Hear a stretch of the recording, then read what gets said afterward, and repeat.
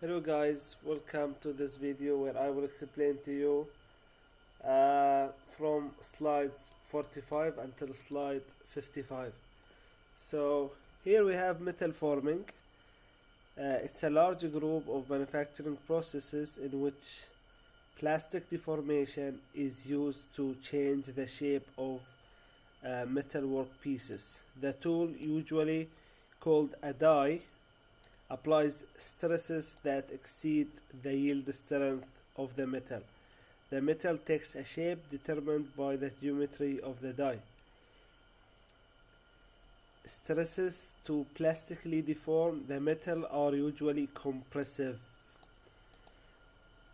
Example: rolling, forging, and extrusion. However, some forming processes stretch the metal like tensile stresses, other bend the metal like tensile and compressive, and still others apply shear stresses. Desirable material properties: low yield strength, high ductility. These properties are affected by temperature. Ductility increases and yield strength decreases when work temperature increases. Other factors are strain rate and friction. Bulk deformation.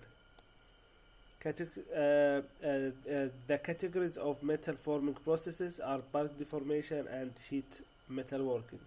For bulk deformation, we have rolling, forging, extrusion, and wire and bar drawing.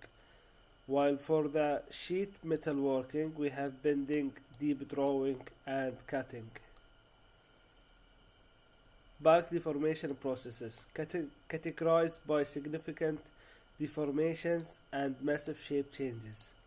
Bulk refers to workpieces with relatively low surface area to volume ratios. Here we have rolling, forging, extrusion, and drawing.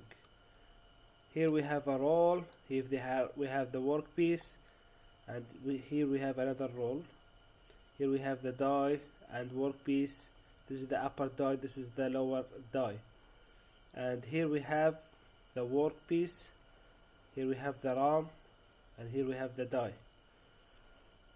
Here we have the work, and here we have the die.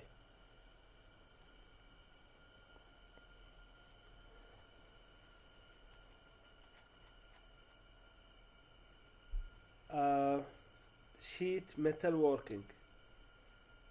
Forming and related operations performed on metal sheets, strips, and coils.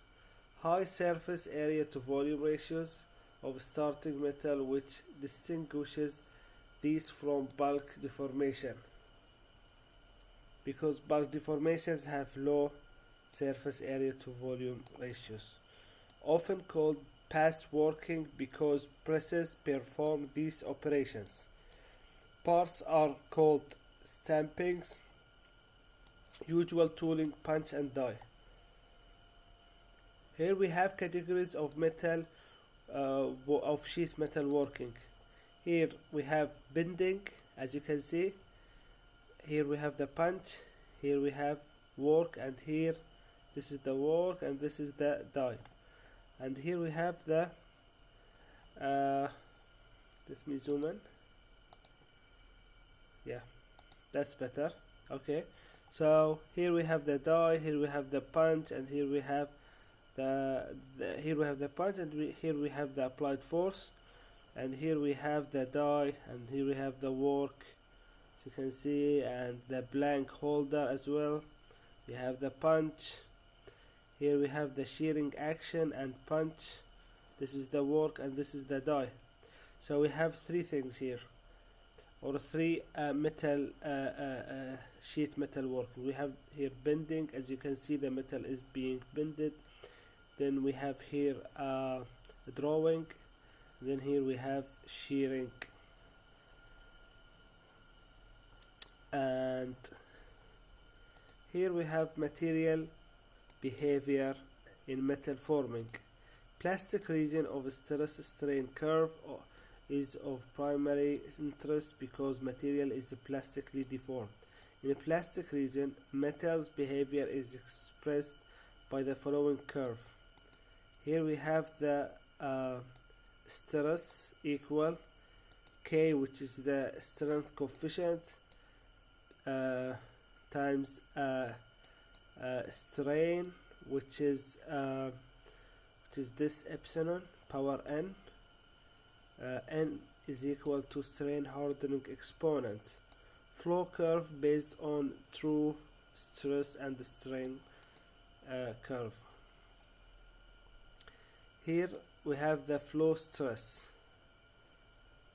For most metals at room temperature, strength increases when deformed due to strain hardening.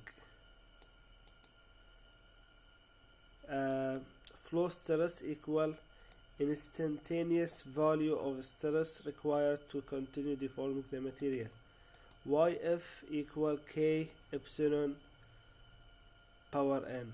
Y is the flow stress and K is the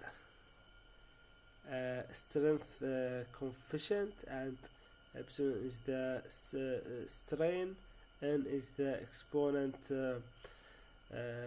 is the strain hardening exponent, and that is the deformation strength as a function of strain. Temperature in metal forming. Any deformation operation can be accomplished with lower forces and power at elevated temperature. 3 temperature ranges in metal forming. Here we have cold temperature, warm temperature, and hot and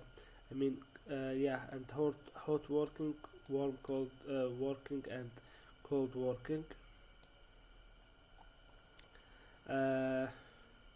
Well, cold working is like at room temperature, or it's above that. Warm working is like 0.3 of melting point, and hot working is like 0.5 of melting point temperature.